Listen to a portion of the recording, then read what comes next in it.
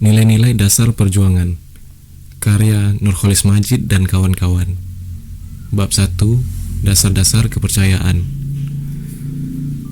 Manusia memerlukan suatu bentuk kepercayaan. Kepercayaan itu melahirkan tata nilai guna menopang hidup dan budayanya.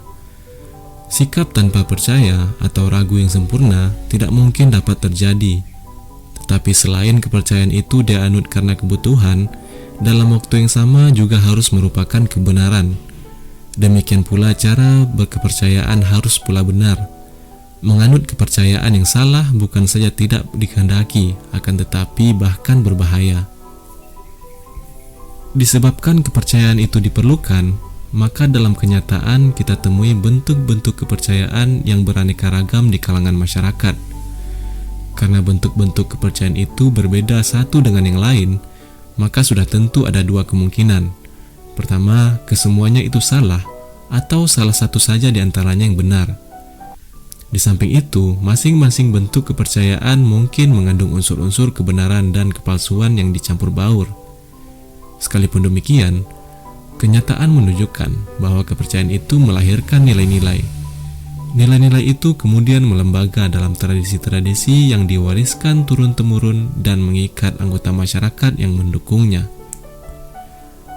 Karena kecenderungan tradisi untuk tetap mempertahankan diri terhadap kemungkinan perubahan nilai-nilai, maka dalam kenyataan ikatan-ikatan tradisi sering menjadi penghambat perkembangan peradaban dan kemajuan manusia.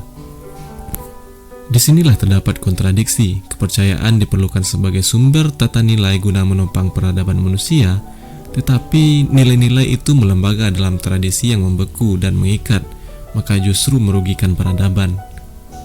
Oleh karena itu, pada dasarnya, guna perkembangan peradaban dan kemajuannya, manusia harus selalu bersedia meninggalkan setiap bentuk kepercayaan dan tata nilai tradisional dan menganut kepercayaan yang sungguh-sungguh merupakan kebenaran. Maka satu-satunya sumber nilai dan pangkal nilai itu haruslah kebenaran itu sendiri. Kebenaran merupakan asal dan tujuan segala kenyataan.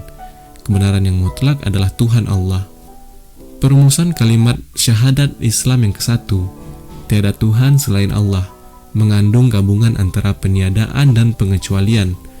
Perkataan tiada Tuhan meniadakan segala bentuk kepercayaan, sedangkan perkataan selain Allah memperkecualikan suatu kepercayaan kepada kebenaran.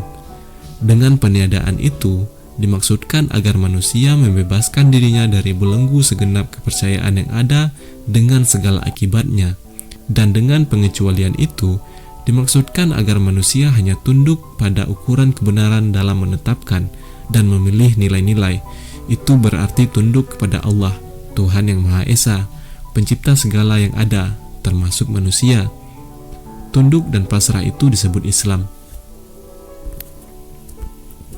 Tuhan itu ada, dan ada secara mutlak hanyalah Tuhan.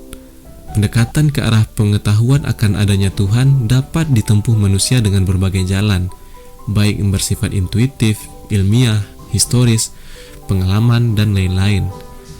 Tetapi karena kemutlakan Tuhan dan kenisbian manusia, maka manusia tidak dapat menjangkau sendiri kepada pengertian dan hakikat Tuhan yang sebenarnya.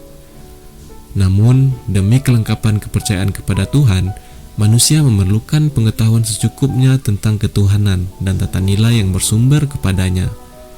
Oleh sebab itu, diperlukan sesuatu yang lain yang lebih tinggi, namun tidak bertentangan dengan insting dan indera. Sesuatu yang diperlukan itu adalah wahyu, yaitu pengajaran atau pemberitahuan yang langsung dari Tuhan sendiri kepada manusia. Tetapi, sebagaimana kemampuan menerima pengetahuan sampai ke tingkat yang tertinggi tidak setiap orang, demikian juga wahyu tidak diberikan kepada setiap orang.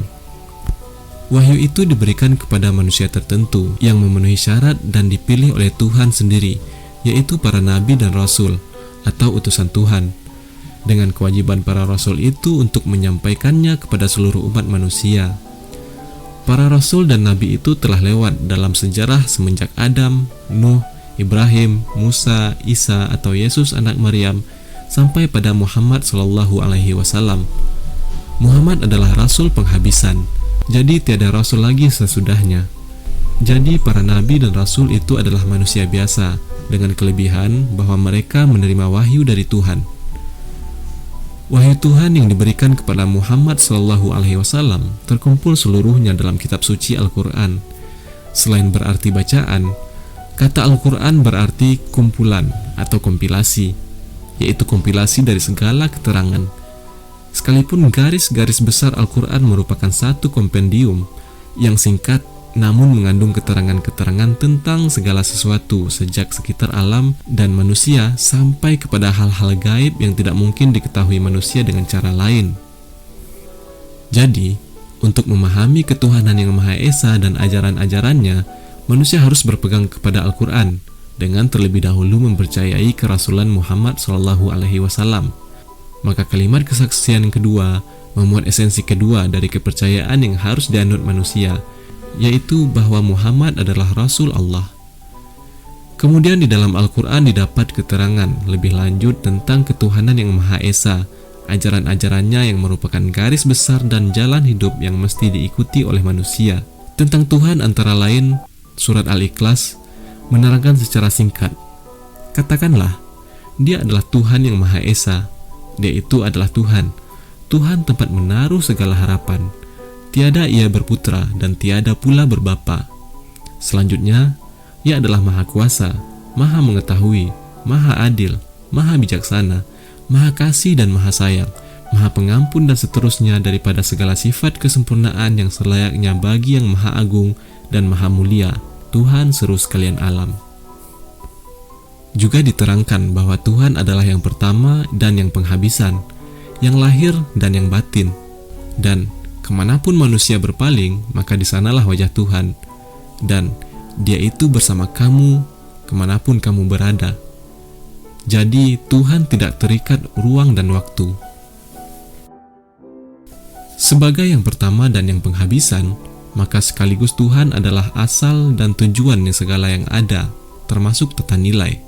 Artinya, sebagaimana tata nilai harus bersumber kepada kebenaran dan berdasarkan kecintaan kepadanya, ia pun sekaligus menuju pada kebenaran yang mengarah kepada persetujuan atau ridhonya. Inilah kesatuan antara asal dan tujuan hidup yang sebenarnya. Tuhan menciptakan alam raya ini dengan sebenarnya dan mengaturnya dengan pasti. Oleh karena itu, alam mempunyai eksistensi yang real dan objektif, serta berjalan mengikuti hukum-hukum yang tetap. Dan sebagai ciptaan daripada sebaik-baiknya pencipta, maka alam mengandung kebaikan pada dirinya dan teratur secara harmonis. Nilai ciptaan ini untuk manusia bagi keperluan perkembangan peradabannya, maka alam dapat dijadikan objek penyelidikan guna dimengerti hukum-hukum Tuhan atau sunatullah yang berlaku di dalamnya. Kemudian manusia memanfaatkan alam sesuai dengan hukum-hukumnya sendiri. Jadi kenyataan alam ini berbeda dengan persangkaan idealisme maupun agama Hindu yang mengatakan bahwa alam tidak mempunyai eksistensi real dan objektif, melainkan semua palsu atau maya, atau sekedar emansipasi atau pancaran daripada dunia lain yang konkret, yaitu idea atau nirwana. Juga tidak seperti yang dikatakan filsafat agnostikisme yang mengatakan bahwa alam tidak mungkin dimengerti oleh manusia. Dan sekalipun filsafat materialisme mengatakan bahwa alam ini mempunyai eksistensi real dan objektif sehingga dapat dimengerti oleh manusia, namun filsafat itu mengatakan bahwa alam ada dengan sendirinya. Peniadaan pencipta ataupun peniadaan Tuhan adalah satu sudut daripada filsafat materialisme. Manusia adalah puncak ciptaan dan makhluknya yang tertinggi. Sebagai makhluk tertinggi, manusia dijadikan khalifah. Manusia ditumbuhkan dari bumi dan diserahi untuk memakmurkannya. Maka urusan di dunia telah diserahkan Tuhan kepada manusia. Manusia sepenuhnya bertanggung jawab atas segala perbuatannya di dunia. Perbuatan manusia ini membentuk rentetan peristiwa yang disebut sejarah. Dunia adalah wadah bagi sejarah, di mana manusia menjadi pemilik atau rajanya. Sebenarnya terdapat hukum-hukum Tuhan yang pasti atau sunatullah yang menguasai sejarah, sebagaimana adanya hukum yang menguasai alam, tetapi berbeda dengan alam yang telah ada secara otomatis tunduk kepada sunatullah itu. Manusia karena kesadaran dan kemampuannya untuk mengadakan pilihan untuk tidak terlalu tunduk pada hukum-hukum kehidupannya sendiri. Ketidakpatuhan itu disebabkan karena sikap menentang atau kebodohan. Sebab segala sesuatu ini adalah ciptaan Tuhan dan pengembangan olehnya dalam satu proses yang tiada henti-hentinya. Segala sesuatu ini adalah berasal dari Tuhan dan menuju kepada Tuhan. Maka satu-satunya yang tak mengenal perubahan hanyalah Tuhan sendiri, asal dan tujuan segala sesuatu. Di dalam memenuhi tugas sejarah, manusia harus berbuat sejalan dengan arus perkembangan itu menuju pada kebenaran. Hal itu berarti bahwa manusia harus selalu berorientasi kepada kebenaran, dan untuk itu harus mengetahui jalan menuju kebenaran itu. Dia tidak mesti selalu mewarisi begitu saja nilai-nilai tradisional yang tidak diketahuinya dengan pasti akan kebenarannya.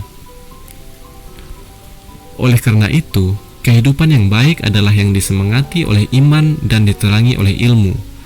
Bidang iman dan pencabangannya menjadi wewenang wahyu, sedangkan ilmu pengetahuan menjadi wewenang manusia untuk mengusahakan dan mengumpulkannya dalam kehidupan dunia ini.